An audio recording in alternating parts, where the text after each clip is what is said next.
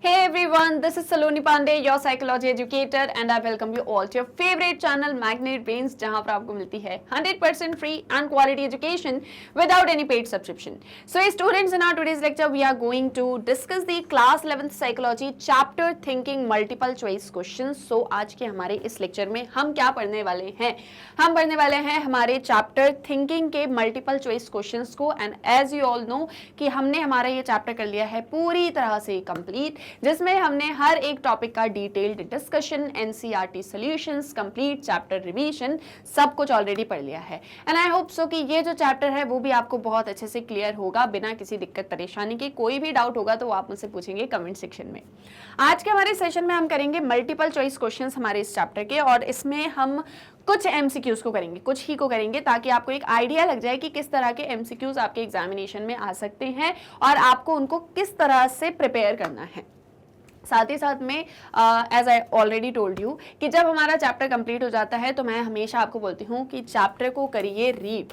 जितना ज़्यादा चैप्टर को रीड करेंगे उतना ज़्यादा चैप्टर आपको समझ में आएगा. तो जब आप पूरे चैप्टर को रीड करेंगे ना तो आपको कुछ कुछ पॉइंट्स वहाँ पर मिलेंगे, कुछ कुछ फैक्चुअल पॉइंट्स आपको वहाँ पर मिलेंगे, कुछ कुछ फैक्ट्स, इंफॉर्मेशन आपको जानने को मिलेगी. जैसे फॉर एग्जाम्पल ये वाली थ्योरी किसने दी, इस थ्योरी को कब दिया गया, ये वाली थ्योरी कब आती है, साथ ही साथ में इस थ्योरी में क्या बताया गया है, इसका मीनिंग क्या होता है, इससे हम क्या समझते हैं, इस तरह की चीज़ें. तो वो जो फैक्चुअल इन्फॉर्मेशन, वो जो छोटी मोटी चीज़ें हैं ना, उसके आपको क्या करना है, शॉर्ट नोट्स बना लेने हैं, बिल्कुल छोटे छोटे. साइड में बुक में स्पेस दी होती है, वहीं पर या तो आप बना लीजिए या तो आप अपनी किसी नोटबुक में उसको नोट कर लीजिए. और ये जो आपके शॉर्ट नोट्स हैं ना, ये आपको बहुत ज़्यादा काम आएंगे आपके एमसीक्यूज में भी और आपके very short answer type questions में भी. इन्हीं से ही हमारे एमसीक्यूज बन जाते हैं जो आपके बॉक्सेस में इंफॉर्मेशन वगैरह दी होती है. तो मैं आपको एक जनरल आइडिया दे रही हूँ कि किस तरह के क्वेश्चंस आएंगे. आप अब उसको रीड करना और आप उससे अंदाजा लगाना कि किस तरह के क्वेश्चंस आपके एग्जाम में आ सकते हैं. खुद से एमसीक्यूज बनाने की कोशिश करना और बाद में फिर हम डिटेल में सभी एमसीक्यूज वगैरह को डिस्कस करेंगे. सो आई थिंक आपको समझ में आ गई हैं ये सारी चीज़ें. So let's start our today's session with question number 1. Okay, so question number 1 says, if we think that hammer is used only to hit nails and nothing else, what is this problem called? अगर आपको ऐसा लगता है कि hammer को सिर्फ और सिर्फ नेल्स हिट करने के लिए और साथ ही साथ में कोई दूसरा काम करने के लिए यूज नहीं किया जा सकता है, तो इस तरह की प्रॉब्लम को क्या बोलते हैं? You all know we are discussing chapter thinking, and thinking से रिलेटेड सभी क्वेश्चंस यहाँ पर आएंगे. तो अगर आप ऐसा सोचते हो कि जो हैमर होता है, हथौड़ा जो होता है, वो सिर्फ दीवार पर कील, नेल जो होती है ना, उसको ही ठोकने के लिए यूज किया जाता है, किसी और चीज के लिए नहीं, तो इस तरह की प्रॉब्लम को क्या कहते हैं? ठीक है, क्वेश्चन समझ में आ गया? देखो options: functional fixedness, mental set, analogy, emotional disability. Functional fixedness, mental set, analogy, emotional disability.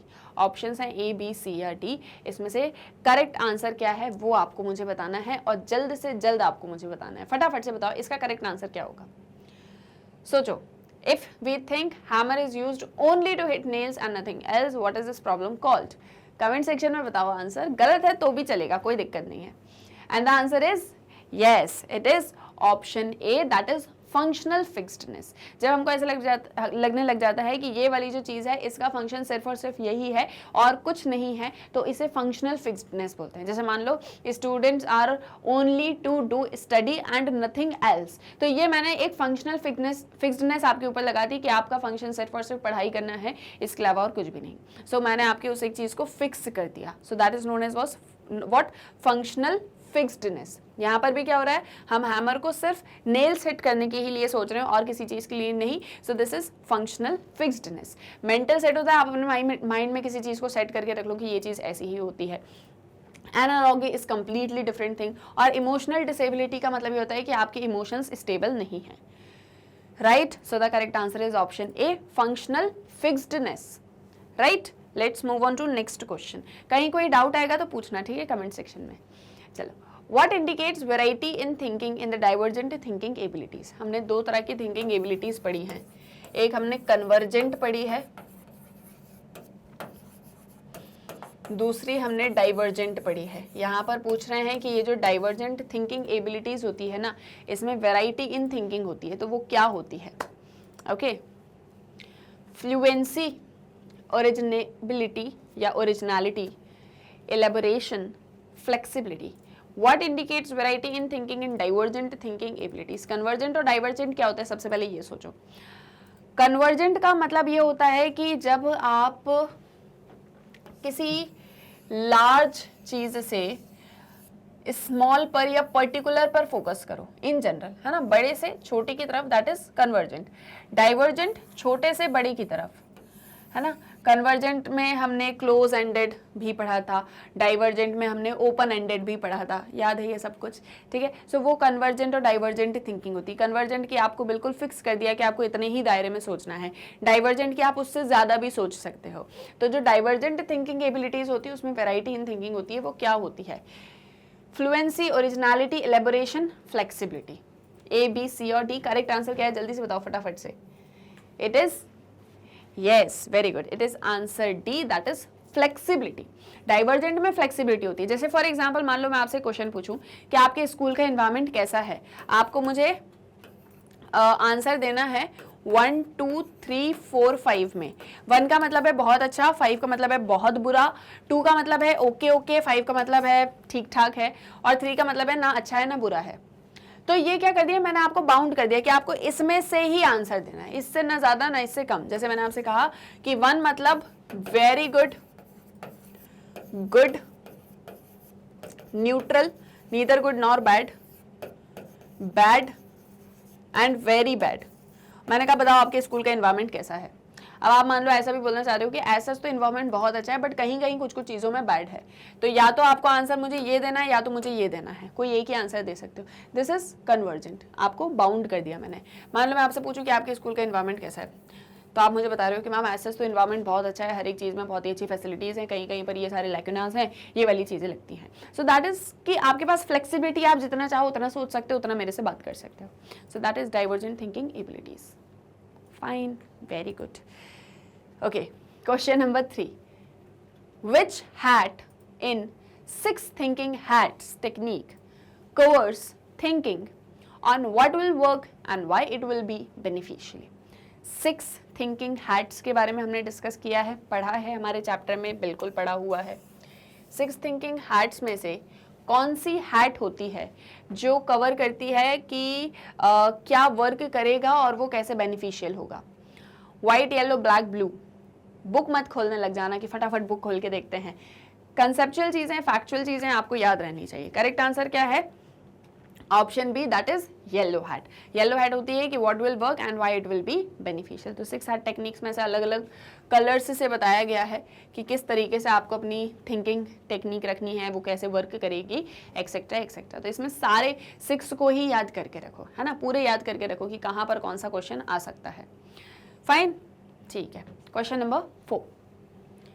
Feeling of excitement, even satisfaction kind of things are found in which stage of creative thinking? Excitement की feeling या satisfaction kind of things creative thinking के कौन से stage में आती है? जब आप क्रिएटिव थिंकिंग करते हो उसकी कौन सी स्टेज में आपको ऐसा फील होता है कि आप बहुत ही एक्साइटेड या सेटिस्फैक्शन आपको फील हो रहा है? ऑप्शन सुनो. Incubation, verification, preparation, illumination. जब क्रिएटिव थिंकिंग आप करते हो तो कौन सी स्टेज में आपको एक्साइटमेंट या सेटिस्फैक्शन फील होता है? Incubation, verification, preparation, illumination. It is, yes, it is D, that is illumination. जब इल्यूमिनेशन किया जाता है उन सारी चीज़ों का तब हम एक्साइटेड होते हैं, तब हमको सेटिस्फैक्शन वाली फीलिंग भी आती है. क्रिएटिव थिंकिंग क्या होता है? आउट ऑफ द बॉक्स जाके थिंकिंग करना. इट इज़ नॉट लाइक कि सब जैसा सोच रहे हैं वैसा ही सोचो, कुछ अलग से किसी चीज़ के बारे में सोचो, है ना. जैसे पढ़ाई करने का सबका तरीका एक ही होता है, हम कोई ऐसा तरीका निकालें जिससे हमारी पढ़ाई बहुत जल्दी हो जाए और हमको सारी चीज़ें ज़्यादा अच्छे से याद हो जाए. सो that is something creative. Clear? Okay. Question number 5. Who among these took years of experimentation with hundreds of failures before he produced the first bulb? इनमें से कौन है जिसने सालों तक एक्सपेरिमेंट किया और न जाने कितनी बार, मतलब हंड्रेड्स टाइम्स उनको फेलियर फेस करना पड़ा before he produce the first bulb?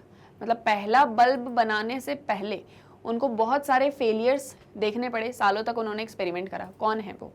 मतलब इन शॉर्ट ये पूछ रहे हैं बल्ब किसने बनाया था, ठीक है, बता दे रही हूँ। Albert Einstein, Isaac Newton, Thomas Alva Edison, madam Curie. We all know, बचपन से पढ़ते हुए आ रहे हैं, पता है ना सबको। हाँ, it is option C, that is Thomas Alva Edison. इन्होंने बल्ब को इन्वेंट किया था और अपने इस इन्वेंशन के पहले इन्होंने थाउजेंड्स या हंड्रेड्स टाइम फेलियर फेस किया था। आपने अक्सर सुना होगा ओवर थिंकिंग, है ना, बहुत ज्यादा सोचो किसी चीज के बारे में, ओवर थिंकिंग करना। हम लोग मानते हैं ओवर थिंकिंग हमेशा बुरा होता है। ओवर थिंकिंग हमेशा बुरा नहीं होता। अगर इन जैसे लोगों ने ओवर थिंकिंग ना की होती तो शायद आज इस तरह के जो इन्वेंशंस इन्होंने किए हैं शायद ही वो ना कर पाते। इन्होंने सोचा, बहुत ज़्यादा सोचा, बट एक पॉजिटिव डायरेक्शन में सोचा। ओवर थिंकिंग नेगेटिव हो तो वो बड़ी नुकसानदायक है, लेकिन अगर वो पॉजिटिव डायरेक्शन में है तो वो बहुत अच्छी है। फेलियर्स इन्हें भी मिले। अगर मान लो एक आध फेलियर के बाद में इन्होंने ऐसा सोच लिया होता कि नहीं यार, मुझे तो प्रैक्टिस ही नहीं करना है, मुझे तो ट्राई ही नहीं करना है क्योंकि मैं फेल हो चुका हूँ, तो शायद ही लाइफ में आगे कुछ नहीं कर पाते। तो इनको फेलियर मिला, इन्हें कहा मैं फिर करूंगा, इन्हें फिर फेलियर मिला, इन्हें कहा मैं फिर करूंगा, और आज उनके बारे में पूरा वर्ल्ड पढ़ता है ना। सो दैट इज कि उन्होंने चाहे 100 टाइम, मान लो 500 बार फेल हुए होंगे, वो 500 टाइम्स फेल हुए होंगे, लेकिन स्टिल उन्होंने कोशिश करना नहीं छोड़ा, है ना। तो इसलिए कोशिश करते रहो, थिंकिंग वगैरह करते रहो, बढ़िया से कुछ क्रिएटिव सोचो, ठीक है, कि अभी तुम पढ़ रहे हो फिर कल को तुम्हारे बारे में लोग पढ़े। चलो इसी के साथ क्वेश्चन नंबर 6 पढ़ते हैं। Who among these suggested that thought not only determines language but also precedes it? इनमें से कौन है जिन्होंने ऐसा कहा था कि थॉट सिर्फ लैंग्वेज को ही डिटरमाइन नहीं करता है बल्कि उसको प्रिसीड भी करता है? लेव व्योगोट्स्की, जीन पियागेट, बेंजामिन लीफ वॉफ या ऑसबॉर्न?